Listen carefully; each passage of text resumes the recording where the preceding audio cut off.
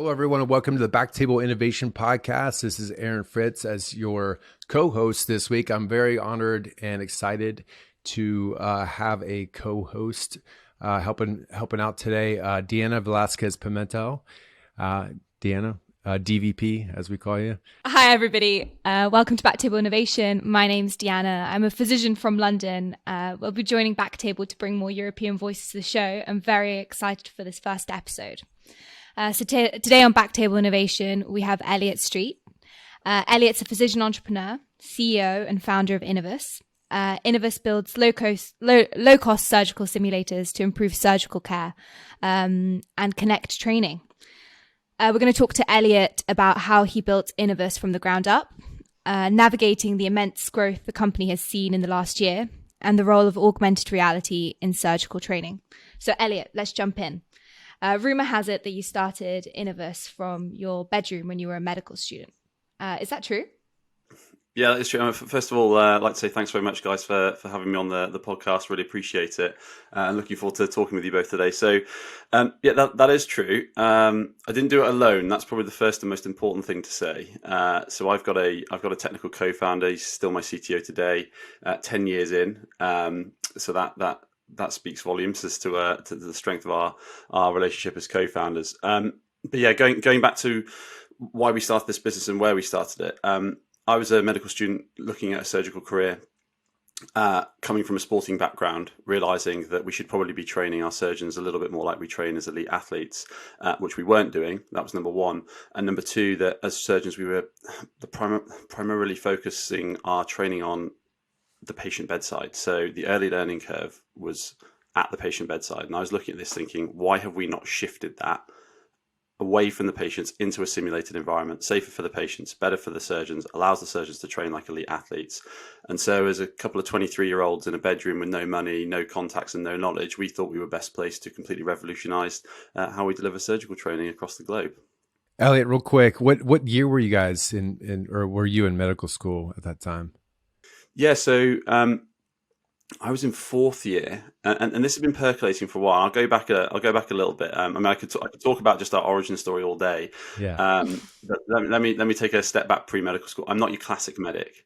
I was running hustles in the playground throughout whole of high school. I had like 5 businesses at high school. So did my co-founder. He's very technically minded, but he also did exactly the same. Had a load of hustles going, and there's no medics anywhere in my family, no physicians in my family. I was lucky to get coached into medical school by the surgeons and doctors at my tennis club where I played as a junior. And when I went to medical school, I went there going, well, I'm pretty sure I'm going to enjoy this. And by the way, I did. I loved it. I loved every second of being not only at medical school, but looking after patients when I was a physician as well. But I always went there going, well, there's probably a lot of other things I could potentially do and use some of these other skill sets I'm pretty sure I've got to help impact things. So I'd started thinking about this really early at medical school. A couple of years in, I was thinking, how can I potentially make a change and combine these skills?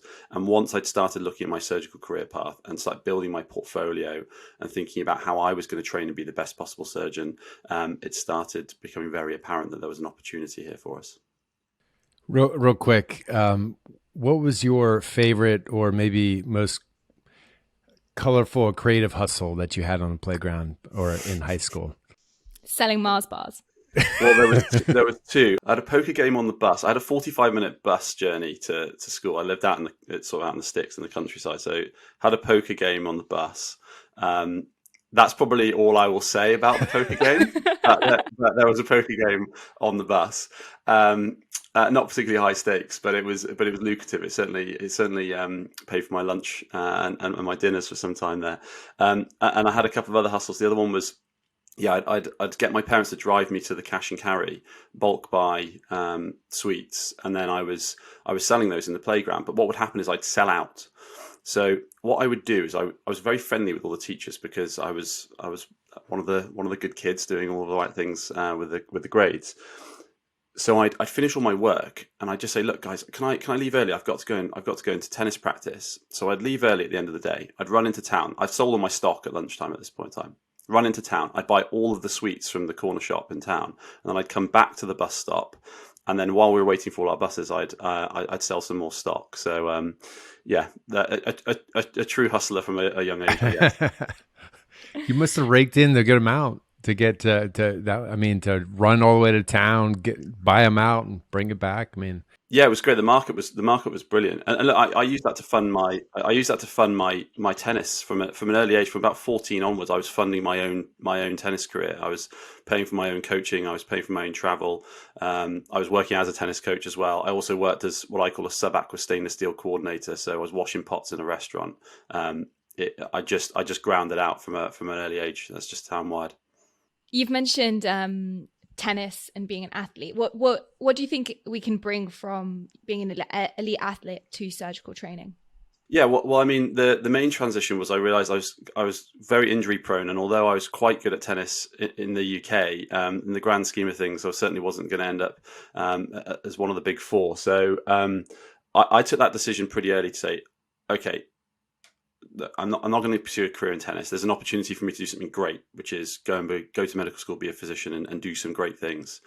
So that was the reason not to pursue that. But everything I do, I think about from an athlete's mentality, and so does my co-founder Jordan. He's a very, very good rugby player and annoyingly good at golf still. So what translates to surgery? There's a number of things. Both of them are physical pursuits. So you can have tennis intelligence and you can have surgical intelligence. That's all about my understanding of the craft. But the physical pursuit side, it's black and white. It's the same concept. Hours and hours and hours of muscle memory development and developing as close to realistic muscle memory as you possibly can. I'm sure we'll get into this in terms of how we do that. But there's a couple of great books on this about the idea of the transferable skills from training like an athlete, performing like an athlete, to training like a surgeon. And so tell us a bit more. How do you do that at Inovus? Yeah, so the way we view this is when we think about training for a sport. I'll keep using the tennis analogy. We can use anything. You can break down the way we train for a sport into different drills, into different ways of training. So you're not going to use the same drill every time to learn how to do tennis. So let's think about that. Forehands cross court, you're going to use some cones and a different type of drill. Backhands down the line, you'll use a different type of drill. Volleys, serves, you're going to break it all down. That's when you're learning the basics or the fundamentals of it. Same with surgery. You're going to break that down into basic surgical skills. So that's basic suturing, basic hand ties, etc. We don't necessarily use all of the same, as I say, the same drills, the same cones, or whatever it may well be, and we shouldn't be doing that for surgery. So the way we view surgery is there's a continuum of needs when it comes to training and simulation. And that continuum, you can actually think about it as pre-learning. So that's the surgical intelligence or the game intelligence piece. So how do I understand about how I perform this procedure? What are the complications that could happen? What are the steps that I need to perform? Not physically, just mentally. That's mental rehearsal, surgical intelligence. That's the pre-learning piece. Then you've got the actual physical learning. And when we think about that physical learning of this physical pursuit, we break that down at Inovus into a continuum from what we call low fidelity into medium fidelity into high fidelity. We don't think that there is necessarily a one size that fits all, and that is a journey, as it would be with anyone learning a sport or any other skill. So at Inovus, for example, if I share this with you, we have a portfolio of laparoscopic simulators. We have 6 simulators in that portfolio because we know that depending on if a surgeon comes to us and says, I want to do surgical training, we will ask all the right questions. We will talk about what would you like to achieve, what type of training, would you like to do full procedures, basic tasks? Do you want to do that with someone operating the camera and put you under duress like you would do in theatre? Once we've got to the answers of that, we'll have a fit from one of those 6 simulators. But if we only had one, as a business, we'd only be serving one part of that training continuum when it comes to hands-on skills training. And one thing I didn't touch on at the start of this, because I got too carried away talking about selling sweets in the playground, was our mission as a business is to become the world's partner for surgical training. So we're not going to deliver on that mission unless we have that continuum, not just in laparoscopic surgery sorted, but all other surgical types. And at the moment, we are focusing on the physical skills piece. I mentioned there's pre-learning, cognitive, like surgical intelligence, physical skill. Then there's the interruptive piece. Learning doesn't stop until once you get to the game day, as it were, which is operating on the patient. But our view is there should be a lot more learning going on in the simulated environment before we get there. And I hear you can take these simulators home. Is that sort of part of the pre-learning, or is that sort of closer to game day? Or how does the training at home work at Inovus? Yeah, and this comes back to, I'll answer that, but I want to come back to when we were really drilling down into this, when we were looking at the problems here. This is 2011, 2012, we're looking at this going, okay, yes, we want people to train like athletes. We need to give them the infrastructure, and we need to give them a sensible infrastructure that allows them to do what I've just said. But more importantly, we need to shift early learning away from the patient bedside. That was fine 200 years ago when there was no technology to replace operating on patients. There is now.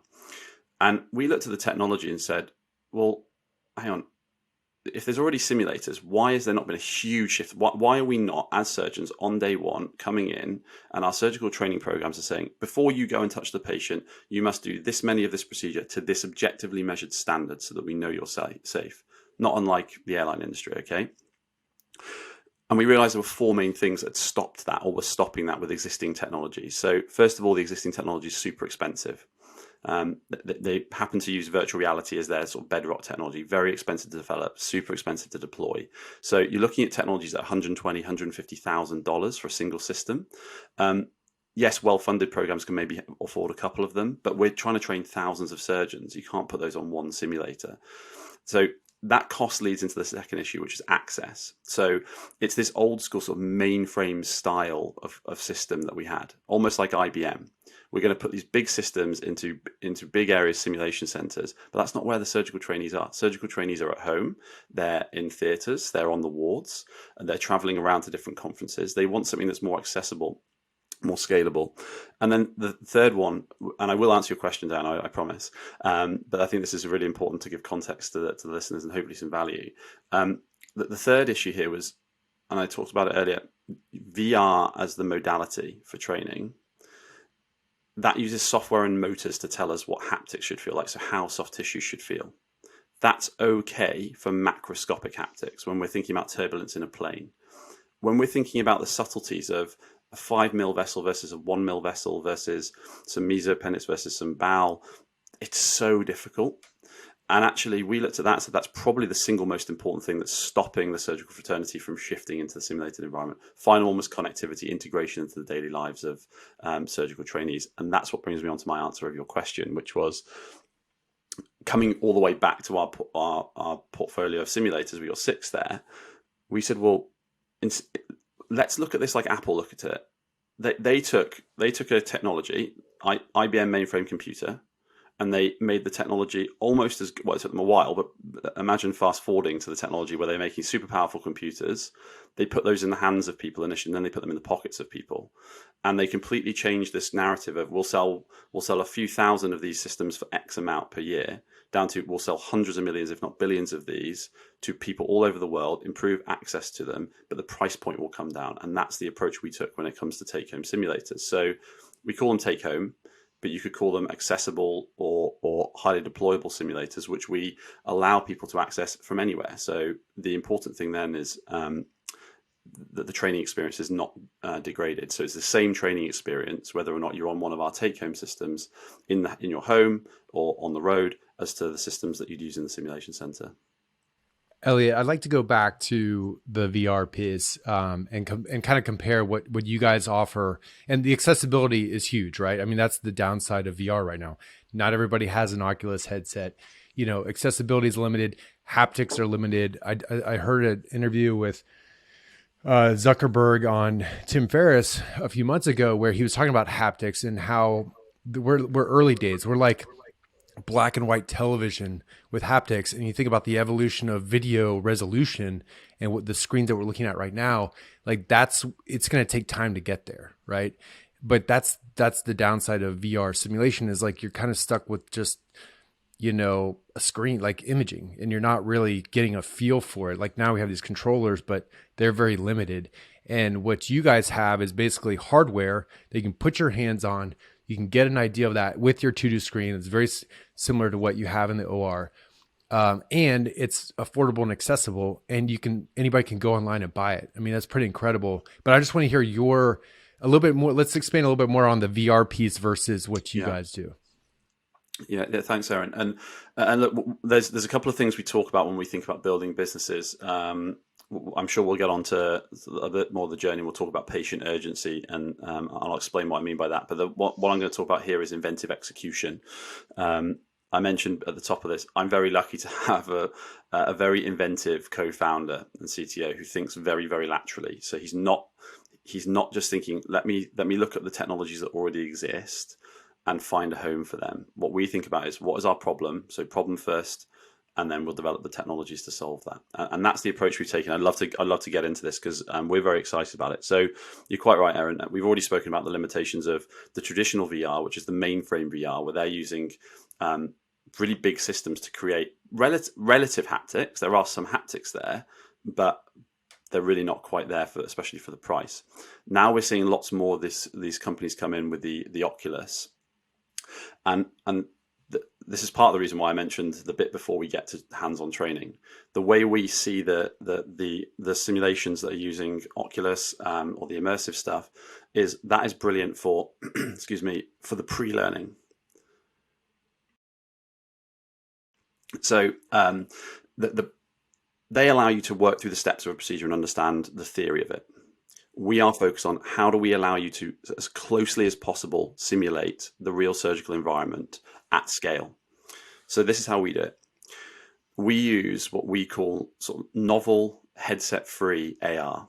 So the way this works is we put soft tissues inside a box. Those soft tissues can be appendix, they could be bowel, they could be gallbladder, they can be vaginal vault, whatever they may well be.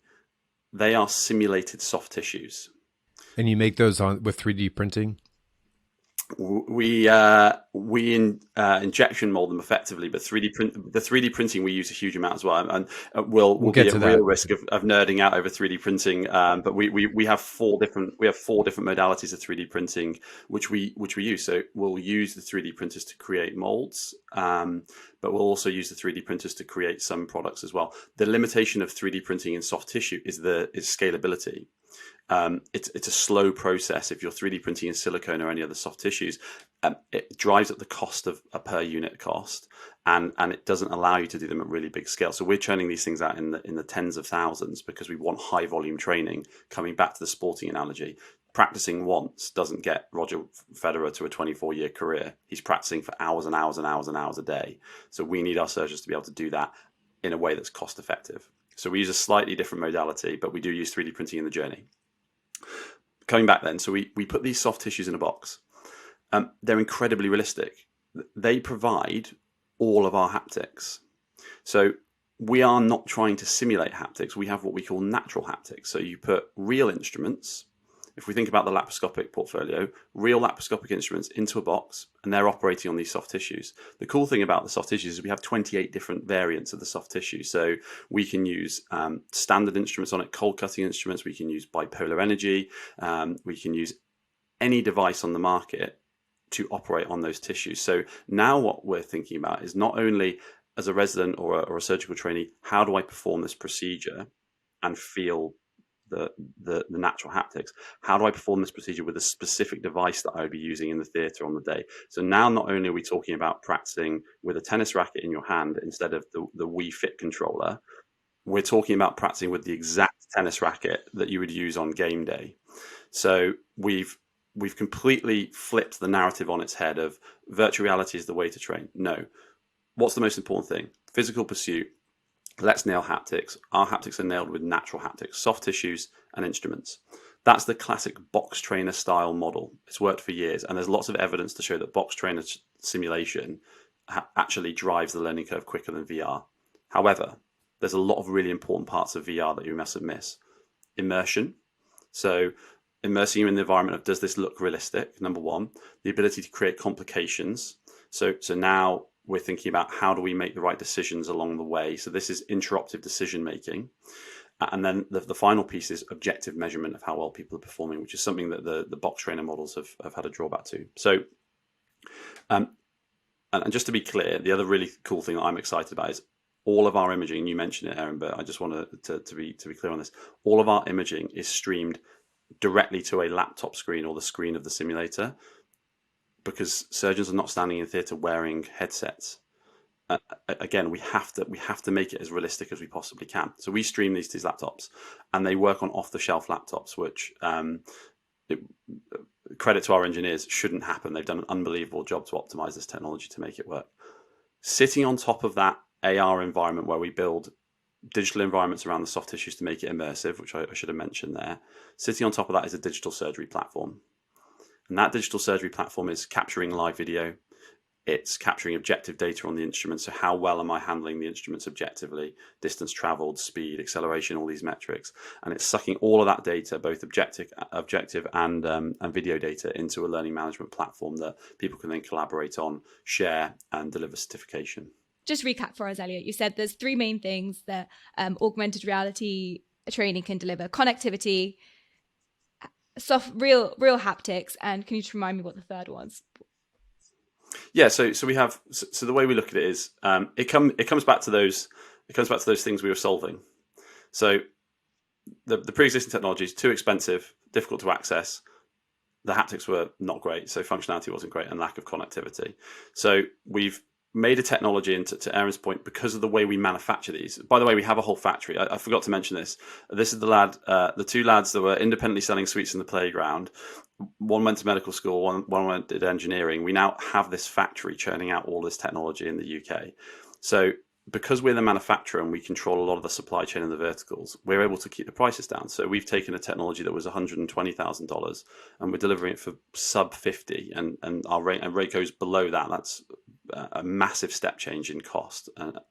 The accessibility piece, of course, the take home, but because we use the same technology in the take home systems, it provides the same high level, high fidelity training experience. So that's natural haptics, augmented reality environments, and then objective measurement of how well people are doing. And that leads into the functionality piece. So that's the approach we've taken to solve the major issues. So you've discussed a lot about, selling these devices at scale. Who do you sell them to? Do you sell them to hospitals? Is a surgeon able to buy them? How can our American colleagues get their hands on them? Yeah, so we when we think about this, if we think about our, without selling to business, our customer segmentation. So it comes back to, we have a very clearly stated mission. Again, I've stated it once, I'll keep stating it because it's so important to us. Our mission is to become the world's partner for surgical training. And before I answer who's buying these, I think it's just important to explain what does that mean. What that means is we will have achieved our mission when a patient is going for an operation and they turn around to their surgeon and they say, how did you learn how to do this operation? And what did you use to learn it on? And they will say, oh, well, of course, I used the Inovus platform. And by the way, I had to do this many in the simulated environment to this standard before I came anywhere near you. That's a multi-decade mission that we're on. And then when we think about who we're addressing as the customers, we use our mission to drive that, our customer segmentation. So we do sell these, as Aaron mentioned, we sell them directly to surgeons. So we have the opportunity for really motivated young surgeons who are exploring the specialty to buy their own simulators and start their own practice ahead of time. So that's something that we pioneered, this take-home laparoscopic portfolio of simulators. But then we sell them to the residency programs, the hospital systems, the universities, the undergraduate space, and any other professional education society. So that could be colleges, societies, etc., involved in postgraduate surgical education. Final one is we sell these to device companies. And I mentioned before, you can put any device you like into our platform and use it. So if you're Olympus, J&J, Stryker, Medtronic, you can put your devices into our systems. We will track those devices so you can get objective measurements on how well your professional education is going, how well does your device work for this procedure, and that's been super powerful. So those are our main segments, and the reason we don't ignore one or the other comes back to our mission. We can't become the world's partner for surgical training if we're ignoring a major part of the industry that are delivering surgical training. The device companies deliver a huge amount of professional education and drive a lot of surgical training. It's important that we partner with them and provide them technologies that adds value to their activity. Then what we look to do is take this partnership model further, where we'll say, this device company over here is invested in this technology. And I'll use an example here in the UK. I'm sure they won't mind me using it, but Olympus here in the UK rolled out our platforms for all their national training programs. And they were going and delivering these training programs locally. And the local programs were saying, well, when you go away, we're going to leave, this technology will be gone. And so to answer your question, how do our American colleagues get hold of it? First of all, how do the UK colleagues get hold of it? We have a commercial team on the ground, regional managers. They will go in, work with an Olympus, for example, and then they'll work with the local programs and say, okay, now you can buy this and keep it going, because it's not about this one isolated training experience that's going to add any value. You need to have access to it every day. And I'm really excited to say that we've just done the same in the US. So we've just hired a team across the United States. So we now have regional managers representing Inovus directly all across the USA. And they're doing exactly the same. So they're working with the device companies and they're working with the residency programs so that we can combine those resources, leverage any investment from either one, and make sure that there is this consistent, relentless approach to really high quality surgical training. Elliot, what I loved about going to your website was up top, there's a shop tab. And I was like, wait, what?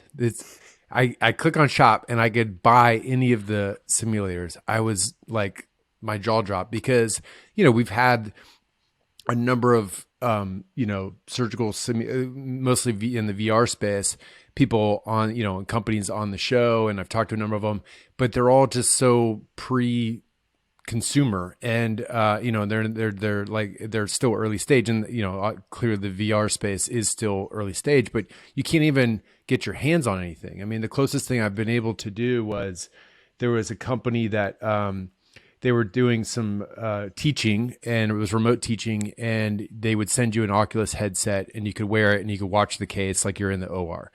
But there's nothing hands on. You're just a passive observer in the OR, which is a neat experience. But after I have an issue with VR because I get motion sickness after about 5 minutes. Like I can't have that thing on my head for very long. And I can't even play video games on it because it's just not, the experience is not ideal for me. And that's the complaint that I've heard from a lot of people, both in gaming and with education and simulation. So I just want to say, that's the neatest thing about Inovus, and is that you can buy this today, and whether it be for your training program, for to try out new devices, or just to have at home and play practice on, like you said. And I think the tennis analogy or sports analogy is perfect. And what you mentioned about playing tennis on Wii is completely different from having the actual racket in your hand and getting out there and hitting balls. And that's, I think, where the VR space is. We're still in that video game Wii stage where it's like, okay, it's great to teach the steps, but you at the end of the day, you got to get your hands on this to actually get true reps in, right? Yeah, I totally agree. And look, we're quite bullish on this because we've differentiated ourselves entirely. But there's two different types of the VR. I think it's important to mention. There's this mainframe VR, the technology that's been around for 30 or 40 years. These big systems that are trying very hard to give you haptics. And then there's the headset VR, which, regardless of what's said, there isn't really haptics there. And let's think about this. The way I view that is that actually those headset VR plays, they're very good for marketing, very shiny, and as you say, they're pretty cool. They can have their drawbacks, but let's say that nobody got motion sick with those. Where they sit in our opinion, is they sit in that earlier part of the continuum. So really, they're almost digitalizing the textbooks. So the old school way we would learn surgery is we're going to read about this in a textbook, and then we're going to stand next to our mentor, showing us how to do it in theatre. That's the old school way. The new school way is we're all very tech savvy as people from sort of millennial down, but also millennial up. You've got some very tech savvy older surgeons, and we're not looking to learn from textbooks now. And Gen Z and millennials, they're looking to learn from digital technology. So the VR headsets, they are almost just digitalizing the textbook. Here is the concept of this operation. Here are the procedures. Here are the steps to do it. It's just in a more immersive way. But to call that simulation, or to say I'm now safe and I've learned how to do the operation, that for us is no. Because going back to the Wii Fit analogy, this is the tongue-in-cheek piece, which is you could be thinking of striking forehands beautifully on the Wii Fit, absolutely ripping them. If you go and do that same thing on the tennis court, you will splay the ball right over the back fence, and we can't have that. So yeah, VR headsets, I think there's a long way to go. I think where they will sit is in that pre continuum. So the continuum of we're learning how to do the procedure and the steps, but the big chunk then of learning how to operate is this physical pursuit, and I think we're truly differentiated there. And what about technologies when you're in game day? So you've talked a lot about, digitizing a textbook, then moving forward to augmented reality and using these boxes. But is there sort of a role to play in, I don't know, using holograms or something to that effect to help the surgeon perform when they're on the tennis court? Yeah, absolutely. And good job we're only using the one sports night. Sometimes I bounce around to different sports. Becomes incredibly confusing, and people are just like, oh, we've lost the plot now. What are you talking about? Yeah, you're quite right down. So pre-learning. How do I do this procedure theoretically? The textbook type of learning, or the digitalized textbook. Then there should be lots and lots and lots of hands-on pre-patient simulation-based training. Then we've got the piece in theatre. Every time someone steps on a tennis court and plays a match, they are going to come away with a lot of learning points, and we shouldn't lose that in theatre. And we're not saying that the traditional approach to training surgeons doesn't have any merit. It certainly does. We just want to improve that by saying, from a safety and actually an efficiency perspective, we should be doing a lot more in that pre-surgeon environment, which I'll come back to actually in a moment. But yeah, intraoperatively, then we have technologies that we need to be seeing in theatre. So this is your digital surgery platforms. This is an ability to collect insights while we're operating, because previously, surgical theatre has traditionally been a black box. There's not been a huge amount of data coming out of them. We go in, it's all a bit mysterious. Patients get looked after by these incredibly courageous and skilled people, and then we come back out again. So we totally agree with this concept, and the digital surgery space is super exciting, and there are so many really amazing technologies coming into this space in terms of guiding the surgeon intraoperatively to make it safer. That's almost like having a coach on court with you to say, you just want to adjust your forehand a little bit. The guys at Active Surgical, I think I don't know if you've had those guys on before, Todd and the team there, unbelievable technology. Just incredible. If you haven't had them on, I thoroughly recommend you get Todd on. Active Surgical. Active, yes. Yeah, Todd Hewson is their CEO. Absolutely superb piece of technology and a great team. That's something for guiding the surgeons intraoperatively for safety. That's like having a coach there. But what about collecting the game tape?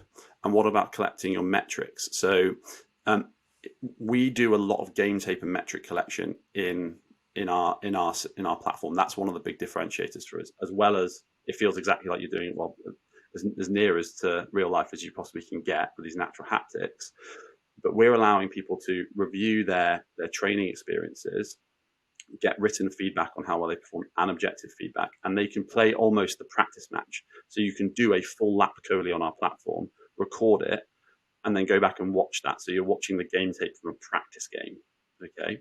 But to your question, Anna, what about the game tape from actual game day when I'm in the game? And that's the intraoperative piece. So we totally feel that's somewhere that needs to be addressed, and it is being addressed. So that's capturing the footage. I'll stop in a second, Aaron, sorry. Capturing the footage from what's going on. That's capturing objective data on how well people are performing, because you need to marry both those together to truly tell someone how well they've performed, because you can see it both objectively or just on the video, but sometimes you need to marry both those together. And then can you have someone to guide you through? I'll pause there, Aaron, because I know you've got something you want. No, I because I know Deanna's probably thinking the same thing I am of theater with Tamir Wolf. Have you talked to those guys? Yeah. Because they're collecting basically game tape of the game, right? And then creating a surgical intelligence platform to get that feedback. And one point that Eric Gantwerker brought up on our interview was, what do you do about all the surgeons who don't want their data collected, right? They're like, I know I'm good with the OR being a black box. I don't want you to know about, how I do things. Are you getting resistance? Are you seeing any kind of resistance like that with collecting this data? Not in the simulated environment, which is where we primarily sit at the moment. So our technologies are all in that simulated environment right now. We have that makes sense. Surgery. Yeah, we have a digital surgery platform that it just sits in the simulated environment, because that's the big bit that we want to solve. I think because we're there, I think we're getting less resistance. So we're getting some really high volume data, like really high volume data, because people are really engaging with it, which is really useful.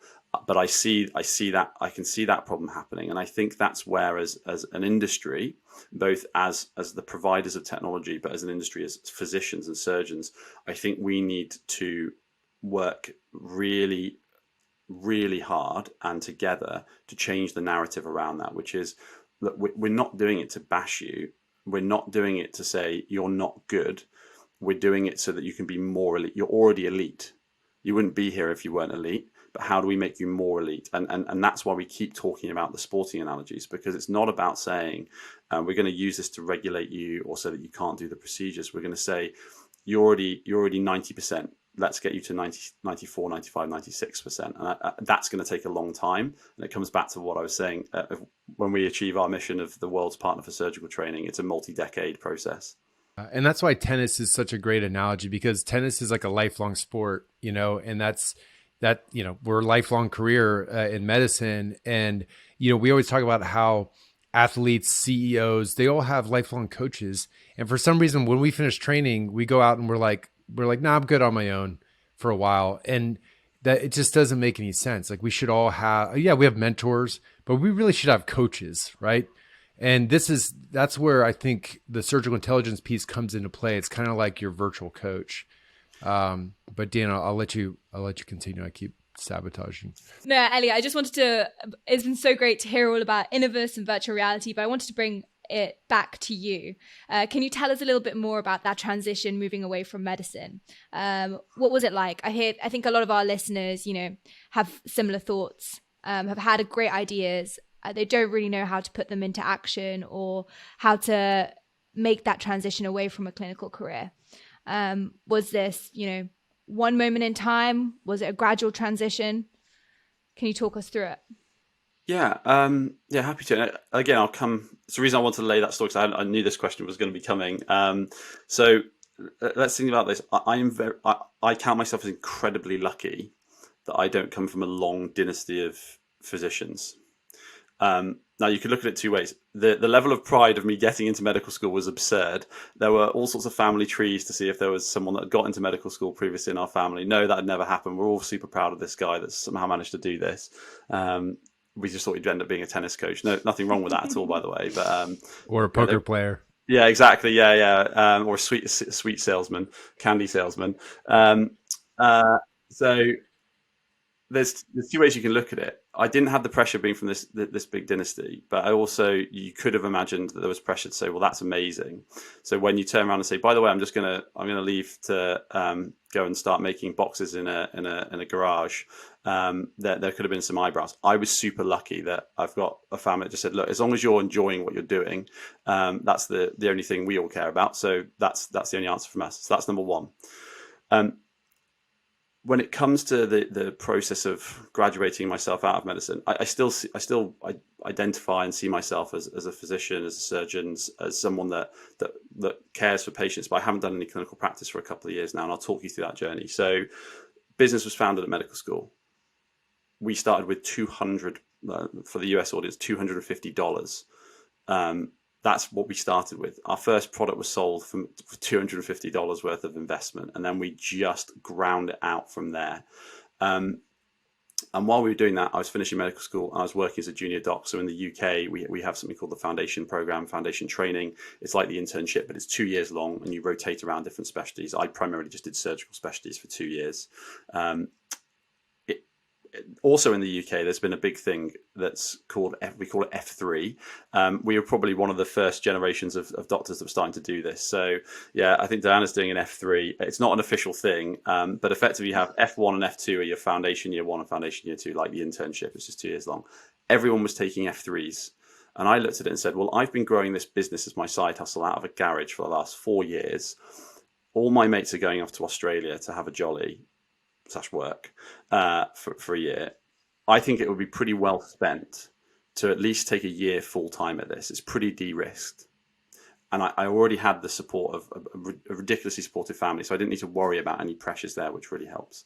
So I came out of full-time clinical practice after those first 2 years, but then I worked clinically for 5 years. So we continue to build the business alongside me working clinically at the weekends. I do some nights, do some weeks here. The main reason was I really enjoy looking after patients and I really enjoy clinical practice. So for us and for me, it was a real staged process of coming out. In my mind, I still don't think I've come out, but I haven't touched a patient for 2 years now. I'll tell you the reason why I stopped. We were starting to really build our international presence, and I was starting to do a lot more international travel.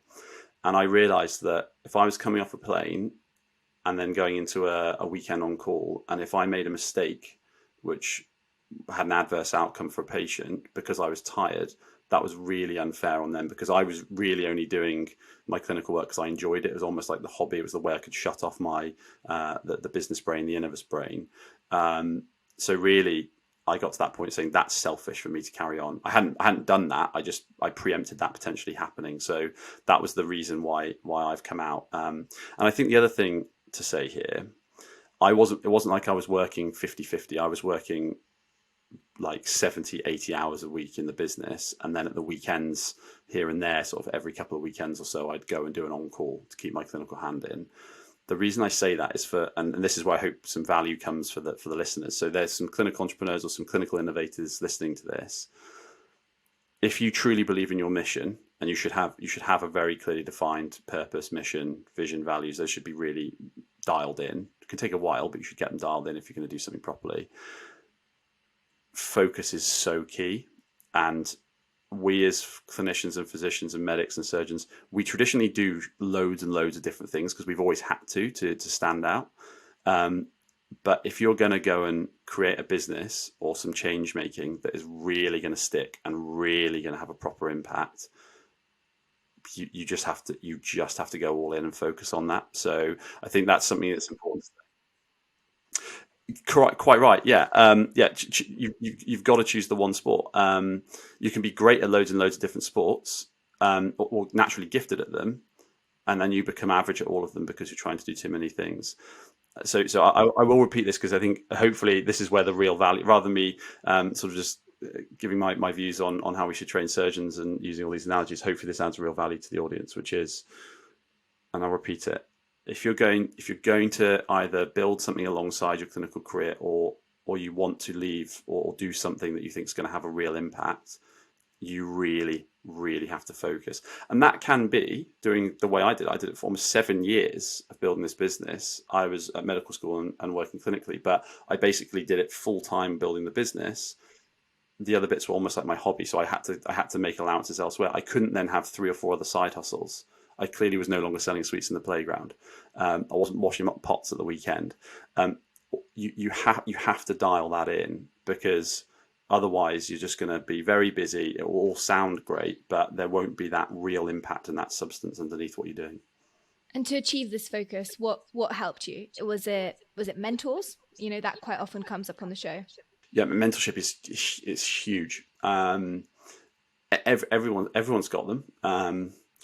And it's just levels. When you think, again, we'll go back to sporting, we'll go back to surgeons. There's these levels. You can be this really high level of your sport in your region, but then you've got people above you in your country, who are above you in your continent, above you in the world. So there's always people that have got more knowledge, more experience that you can draw on. I think it's really important here, and I think we're quite good at this as physicians to be coached. Because we have this thirst for knowledge, but we should always be seeking mentors out, and that's what we've done. So we have a pretty diverse network of mentors, but one of our main mentors, for example, when we raised venture capital the first time round, we ran a process for our non-exec chairman, and the person that came out top on that process, completely objective process, was one of our mentors, and he is huge on focus. So it really helps when you're all rowing the same direction. So if I was someone that was like, no, I want to run Inovus, but I also want this, I want this other business over here. I want to work clinically 3 days a week, and I want to run this charity. That would infuriate him, and we would butt heads and it wouldn't work. So I think when you're looking for mentors, you want people to challenge you, but you also can't be too polarized. Otherwise you will fall out. and ultimately that's what we've been very lucky at, finding the right mentors to come around us, challenge us in the right way, but also make sure that we're wired relatively similarly. Because if I was also incredibly focused, but everyone else around me in the team was scattergun and trying to do a million things, that would frustrate me, and that wouldn't work. So it's not just the mentors, but it's the team you build around you as well. Yeah, that makes a lot of sense. And earlier you mentioned that there was, a book about sports that's been a great inspiration towards perhaps maybe achieving this focus and achieving that athlete mindset as a surgeon. Would you mind sharing what book that was? Yeah, I have to. Off the top of my head, it's actually just gone out of my mind. So let me just let me just pull it off my reading list. It's absolutely superb. If you bear with me a second, and I'll grab that off my reading list, because it's a brilliant book, and there's actually quite a few, but this is the one I've read most recently. So you would have thought I'd be able to actually remember the name of the book. This is where Aaron's going to start worrying about an overly long pregnant pause. Skill by Christopher Ahmed. Okay, so yeah. That's one for Skill, our readers. Skill by Christopher Ahmed. Yeah. But brilliant. And it just sort of sums up all those analogies we've been talking about. And look, I only use sport as an analogy because I was a sportsman. It's easy for me to think about. But we have physicians and surgeons who are incredibly talented musicians, artists. Anything that you've done where it requires an incredible level of skill and commitment, you can use the same analogy. It's all the same stuff. Keep turning up every day. Keep holding yourself to really high standards. Work really, really hard, and basically that's what all of this boils down to. Those are actually the core values internally for us as a business when we're hiring people to come into the business. We look for great attitude, great excellence, and incredibly high work ethic, because those are the things that would make you successful in a sport, in music, in art, and medicine. So yeah, couldn't agree more. It's about being talented. It's not about being talented. It's about being trainable. Correct. Yeah. If you have talent as well, it also helps. But yeah, you're quite right. We look for the other things first. Sorry. So Elliot, a couple of questions. You were talking about industry before and how it's important to partner up with industry. And I completely agree. That's one of like the things we do at BackTables. We like to talk about BackTable is kind of founded upon discussing devices, new procedures, because every time something comes out, you got to learn, you got to train on it. It's not like, some of these devices didn't exist when I was in training. Somebody's got to teach you how to do it. And usually it's the device company, right? Even the academic guys got to learn from somebody, and everybody learns from industry. So I wanted to find out though, with the simulator because what we found with working with industry, especially like marketing departments, sales, is they're not always, they're kind of conservative, a little bit old fashioned in how they do things. How is it getting traction with industry and working with them? Yeah, so I think this is a really interesting question. So, with the, as you say, relatively traditional approach to marketing sales of devices, not necessarily been digitalized before. And I think where we've certainly found an advantage is we're easing strategics into this, and we're giving them a sense of almost normality in that.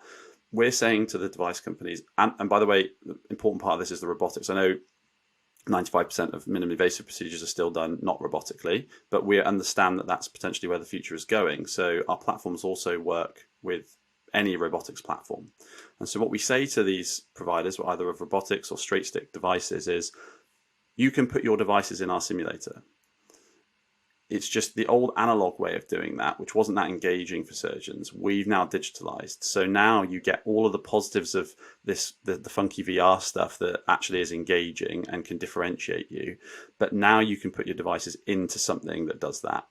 Now, the other thing we found is because of the way we capture objective metrics, it's been really, really interesting for a lot of the device companies to say, well, hang on, we've been doing years and thousands of hours of training with our devices in the simulated environment in an analog space. We haven't captured any data on that. We haven't captured data on how effective it is. We haven't captured data on but actually, how well are people performing these procedures? We haven't captured data on complication rates or anything in this safe simulated environment. And this is the big one for us, which many of the device companies here in the UK and hopefully more and more in the US now are expanding there. They're looking at this going, this is unbelievable. We're now able to capture a huge amount of data on our actual instruments in this space that we're already putting money into and spending time working in. So I think that's been a real, it's been a real light bulb moment for a lot of device companies, which is they see the VR and they go, okay, that's nice. It's cool for marketing. It's engaging, but where is that intangible value? Like where is the intrinsic value of what we're looking at? And I think that the way we've approached it certainly has done that for them. Okay. Yeah. And one last question as we wrap up on the hour here. I'm a vascular and interventional radiologist, and looking at your website, I love all the laparoscopic stuff that you guys have offered. But anything on the horizon in the vascular space, whether some sort of catheter simulation or vascular simulation, anything that we can look out for, even biopsies. I mean, Deanna and I were looking at the robotic biopsy systems when we were at this conference a couple months ago, CIRSE, and those look pretty cool. But yeah, anything in the vascular interventional space. Yeah, and it's really easy for me to answer the questions of like, what have you got coming, and what are your future plans? And I've already mentioned it a couple of times. I'll mention it again. Our mission is to become the world's partner for surgical training. So absolutely, so there's the verticals we spoke about. Those verticals are low, medium, high fidelity in any one of the horizontals. So we're already in laparoscopic training and hysteroscopy. Those are our current verticals. Our plan is to be in every single vertical. We're not shy about saying that. That's orthopedics, it's ENT, it's neurosurgery, it's vascular surgery. For vascular and endovascular, watch this space. There could be some exciting stuff coming, and I may well talk to you offline, Aaron, about that. But yeah, absolutely, we're not shy about saying our plan is to recreate and take our differentiated approach of headset-free augmented reality, high fidelity training, which sits atop our vertical, and then the rest of our vertical, and pull that down the horizontal into different specialties. So yeah, that's our plan over the next couple of years. That sounds great, Elliot. I really have enjoyed this conversation. I love what you guys are doing in the medical education space and simulation space. I like personally, and I mentioned this before, getting my hands on things, trying them out with my own hands. And so I'm excited to, actually, I don't know if you know this, but I'm in Paris. And so I would actually really like, are you in London? We're in the Northwest, so I'm in Manchester, and the business is based in St. Helens. Okay. Well, it might warrant a visit to check out some of your simulators while I'm on this side of the pond. So look, or if there's any simulators in Paris, maybe you can direct me that way. And me and my wife's at ENT, so I know she would be really into this as well. Yeah, I think there's simulators in 76 countries, so I'm sure there's a couple knocking around in Paris. But we'd love to have you as a guest at Inovus and show you what we do. There's a lot of fun technology to look at in the factory as well. So we'll probably spend 10 minutes looking at the simulators and then 4 hours looking at all the toys in the factory. Yeah, I'm sure there's some pretty cool 3D printers in there too. Absolutely. Thank you to Deanna for co-hosting. We'll get a soundbite from her later to add to the end. But Elliot, really appreciate your time and coming on the show, and I look forward to hopefully meeting you one day in person here soon. Yeah, look forward to it. Thanks so much for having me, guys. Really, really enjoyed it.